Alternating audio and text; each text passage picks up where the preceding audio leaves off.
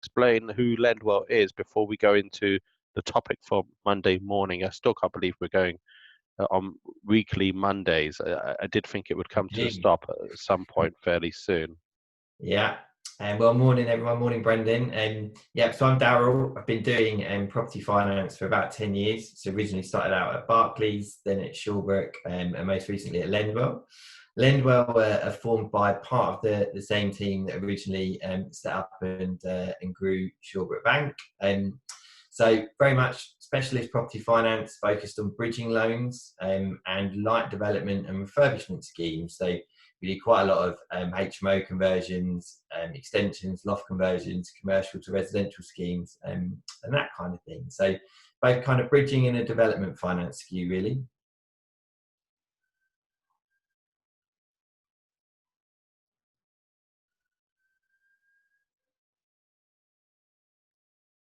Daryl, can you hear me?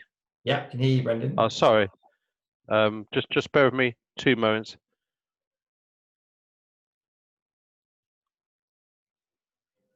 So I've just got cross wire here with, I've got my Facebook going on at the same time. So sorry, Daryl. Let me just take that off. I think that's better. Sorry for the gap there. Just try and share my interview with you. So look, I know we've had a brief gap there, just in terms of timing and so forth. We've had lots of gaps this year. You know, many people written off 2020. You know, obviously there's also savvy investors, savvy developers who haven't and seen it as the greatest opportunity. So the focus of this particular interview is on the office sector. So look, where do you see the future of office? I know you're very much into behavioral change, and feel free to elaborate on that. So delighted to have you on board. For our listeners on Facebook as well, massive thanks for joining us, whether you're joining us live or a later time. Yeah, so I think that's a great question. So I think it's a really interesting time to be talking about office, and I do believe in behavioural change as a result of COVID and lockdowns, because I'm of the view that the phase we're in now and going to be in for a while is about learning to live with the virus, and that will have implications on all sorts of stuff. You know, it'd be kind of strange when we see people with face masks on public transport and stuff like that later in the month, but it's happening. And it will become normal, I think, over a period of time. So specifically with office, the thing I've got on my mind is working from home. So pretty much everyone who can has worked from home now at some point during the last few months. And for me, it's not a huge change, because the big change for me is I'm not out, I'm not able to physically go to sites, to see clients, to see brokers. There's a massive change in my life. But the concept of working from home is pretty normal for me. So I've always done a day or two a week at home for, you know, since I've been working pretty much. But even in Barclays? Yeah, even in Barclays days. But a lot of people haven't. So I think there's a combination of some people maybe didn't have the right space, maybe weren't sure about it, if they wanted to do it or not. And now they've kind of got over that hurdle, got it all set up. So now it's easier to do it again in the future. And then I think on the employer side, some employers would have been nervous that, you know, the old perception of you let people work from home and, oh, really, it's just a holiday day and no one's doing anything. Well, these days, employers can track productivity. They can see what everyone's doing. And they can see that actually it's just as productive, and arguably it's usually more productive to work from home because there are fewer distractions for most, not for all. And it'll become, and when the kids go back to school, for those with children, it'll become even easier to work from home. So for me, I kind of feel like the future is a world where a lot of people work from home a lot more often than they do now. I was going to say, I was on a call a few days ago. I can't remember which company they quoted, but they said Google or another company have paid $1,000, I presume it's dollars, not pounds, but $1,000 for people to work from home in terms of office equipment and so forth. So big corporate. Sorry to interrupt, Daryl. Yeah, I mean, that's a great point there. It's a good example of the kind of stuff that's going to happen, because that £1,000 or $1,000 or whatever it is a very small fraction of the equivalent cost of the space in an office that person would take up. So do I think that means everyone works from home forever and we don't need offices? I absolutely don't think that at all. I think we do need offices, and I think we will return to the office. But I think the days of every single person in your business having a fixed desk that's theirs, Monday to Friday, 9 to 5, are over. And I think businesses will move to agile working. They'll move to flexible working. They'll work on the basis that a proportion of their staff will be in the office on any given day, and the other proportion will be out or working from home. So that means that when people do go in the office, they'll need a space to work, but probably the main driver for the times when they go in will be to collaborate with colleagues. So I also think there'll be demand for kind of meeting room space, and those kind of things will become even more important than they are now. So I think that changes the design of what an office looks like, changes the size of what an office looks like. And it does, if that comes to pass, it does ultimately have an impact on the amount of office space that we need to meet demand in the UK. And it means we need less space to meet demand. Look, so, I was going to say that sounds great. Maybe I might have misread what Alex Hearn said to me yesterday. He said to me, though, that the difficulty is valuations, because, and I don't know if you agree with this, Alex, if I read you wrongly, apologies, but if you've got, let's say, 3 tenants in a building, office building, it's easier than if you've got moving parts in a co-working space. Is that correct? Is that the way you see it? And how do you overcome those obstacles, if that is? And that's possibly why one of the issues with WeWork, in terms of valuation, different valuations given to WeWork. Yeah, I know. I totally agree with that. But I don't think it's a problem that won't be overcome. I think market demand will trump everything. Market demand, what the end user needs, is more important than anything else, in my view, around what shapes the future. So there's a couple of things. People are tied into leases, so this isn't an overnight change. You can't just click your fingers and the next day you rent a smaller office. It doesn't work like that. But over the next 2, 3, 4 years, leases will come up with breaks, and there'll be opportunities for people to renegotiate. So this is a gradual process. In terms of valuation, every office building has 2 values. So one of them is a market value with the benefit of the leases. So that's basically what's the building worth, plus what's the quality of those leases, and do we kind of want to attribute them effectively some goodwill to that, in the sense that if we sold it, someone would want to buy it with those tenants particularly in place because they're good for the rent. So, sorry, Daryl, when you say quality of leases, so in retail, it comes at premium if you've got a Costa, for example, there, or used to anyway. Used to is all changed. It does, but I think still does. changing. Yeah, definitely think it's changing. But yeah, so you the logic to think about it. If I just explain the second value, then it's easier to kind of explain the difference. So the second value is a vacant possession value. So that value is what's the underlying demand for this property in that area and that market, and how much rent per square foot do you get in return for that.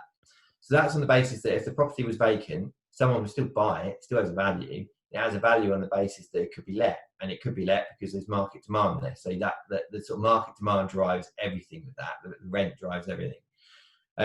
The difference is with the market value approach, which the high street banks have taken traditionally and sort of lent on that value, well, again, that's changing, is that, yeah, you're quite right. Costa looks like a good bet. So the logic is, if you buy the building and Costa are already in occupation, that you're likely to receive your rent until the end of the lease. So if you've got 10 years left and you've got Costa in there, that looks great. Whereas if you've got a local, small, independent coffee shop, it's very hard to assess how likely that business is to trade and to pay the rent and to survive. So you've got very little kind of extra value added to the property as a result of that lease. But for me, Daryl, that's all old hat, really. So does it matter if it's a franchise rather than the actual? Because lots of these cafes, restaurants, big name, but it's a franchise operator. Even Subway, for example. There's hundreds, maybe thousands of. Does that matter to a lender as well? Whether no. Not hugely, because generally those franchises are set up to win, ultimately, because they're all part of that bigger brand, and there's quite a lot of support for them as well. But I just think that, the days of people assuming that a big corporate is a guaranteed success, a guaranteed record of payment, for me, this just proves what I've thought for the last, pretty much the last kind of 5 or 6 years, really, That's just old fashioned. It's just not true. Big corporates do shut down. They do go bust. We've seen it a number of times now. It's no longer the case that anyone's too big to fail, really. And I think on top of that, even if big corporates don't fail, they do shut branches. They do change business models. They are having to adapt to all the same pressures that everyone else has got. And so for me, I actually think looking at commercial investments on that basis of what is the underlying demand in that market and Can how I? best to meet it is the better approach. So underlying demand, that those are two notes I made for vacant possession. So how do you work out the underlying demand? What data are you looking at? Is it all data driven? And I presume it must be. Yeah, so you look at what yields are, what rents are in the area, and then you can also get quite a bit of insight from the valuers and the agents just around, how many office spaces have been let recently, what were they let at, and this kind of stuff. So you can see what activity there is in that local market, and then that gives you a clue down as to what kind of the local demand might be. So as people call it, comps or comparables. So It not is, yeah. just for residential, but you're also looking for commercial. And Yep. I take it sometimes it's not that easy. Um, if it's a brand new office development, for example, which is a new area, for example, which is being created. Yeah, less the building, more the area, really. So if you've got an office in kind of a rural location or something like that, it can be a bit trickier to try and judge it. Um, but usually that's not the case. Most, not all, but most office buildings are in fairly sort of urban, central conurbation. So there's other office activity around them. It's unusual to see an office building with no office near it at all. If you did, that is a bit more of a risk, particularly if it's vacant, because it's harder to gauge what the local demand might be. No, that's fascinating. Well, any other thoughts you want to add for Monday morning? So I know it's not going to be yourself on the panel. It's going to be Karen Bennett Yeah. from Lendwell. Hopefully, I got her title right. One of the partners at Lendwell, formerly from Shawbrook as well. So Lendwell, a lot of the nucleus, I would say, has come from Shawbrook. Some of the key components. So, anything else to add about the office sector? People talk about co-working as a huge opportunity. Do you think there's a regional difference between Manchester, Bristol, London, or some other differences? Yeah, I think co-working is an opportunity. They are tricky to value because they're effectively it's a trading business setup really. 'Cause it's quite transactional. But will there be a demand for people who want to buy a hot desk or just buy a very small space? I absolutely think there will be. So there's an opportunity there. I think that the model of leasing subleasing a property and then dividing it up, that for me doesn't have much sustainability. It's kind of a bit of a cash flow play, helps prove demand for co-working, but it doesn't really build value in the way a traditional property business does. But the model of owning an office and repurposing a bit of it or all of it for co-working makes a lot of sense to me. And then I think the other kind of big trend we're going to see is that there's been a bit of a cooling off of office to residential conversion schemes. The logic was that all of the best opportunities have gone. So it's kind of harder to find those deals. And I still see a lot of them, to be honest. And I So, think this will give that another push because as offices over the next few years kind of reconfigure their space, that will leave some space vacant, which will be potential for residential conversion. so one of the main criteria for office to resi, or when it doesn't work, and I was speaking to Alex on this yesterday, is it doesn't always work all the time. For example, natural light is one of the key things in terms of resi. I did ask Alex yesterday, did he think the government would relax natural light, and his view was no. He sees the government being quite firm on that. Do you see the government relaxing on that, or do you think there's other places where the government may relax in terms of? Yeah, I think PD rights in general are likely to be relaxed, but I don't think specifically with office. I think the office PD rights are quite generous anyway. And I think what probably would put the government off from relaxing them further is there's been some really fantastic office to residential conversion schemes that look great, look like great homes, but there's also been some really terrible ones. And that variability is the result of PD ultimately because it allows so much flexibility and so much freedom to the developer. flexibility and freedom to get it right, but also to get it wrong. So I'm not expecting more PD relaxations within office in particular. I think it will be other asset classes get PD rights that don't have them at the moment. It's more likely. What do you think the key or smart question to ask on Monday morning? So this coming Monday, the 8th of June 2020.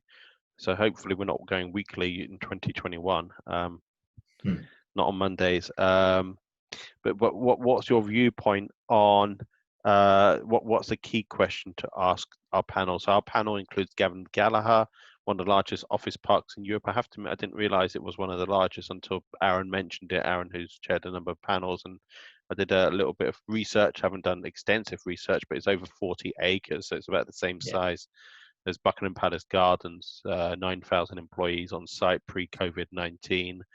Will Stokes, Coworking, spoke to Ranjan, who's actually seen the site. I haven't seen the site, but from my understanding, it's in a retail centre or former retail centre. Karen Bennett, I've mentioned as well. Alex Hearn from Sealands Hearn, and I'm sure I've missed off someone. I know Karen's on the panel as well. So, what do you think the key or smart question Jack should ask on Monday? Yeah, so I think the panel is so diverse that if you want to know about what's likely to happen to office space, then you've got the people there to find out. If you want to know how to fund it, you've got the people there to find out. But for me, the key question in a market like this is the same for most parts of the property market, really, which is, where are those opportunities going to be, and how do you find them, and what do you look for? That for me is the key. You need to understand all the background, and the panel will be great at explaining lots of that. But the next step is, where are those opportunities, and how can you make sure that you find the right ones and kind of don't miss out on stuff as it comes along. Darryl, I just want to say massive thanks. Apologies to our listeners for the slight delay. Literally, the Zoom and Facebook just try and share it to my personal. It took me off air for just a few seconds. So, Darryl, massive thanks from Lendwell. So people can connect with you at Lendwell. I think it's lendwell.co.uk. Yeah, lendwell.co.uk. Find all of our emails and contact phone numbers on there. And so yeah, please do get in touch.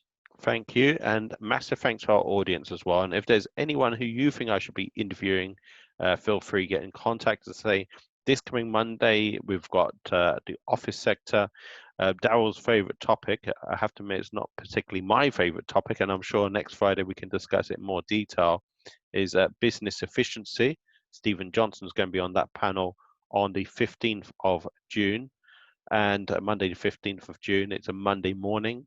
Stephen Johnson's the founder of Lendwell, co-founder of Shawbrook, and a number of other financial institutions.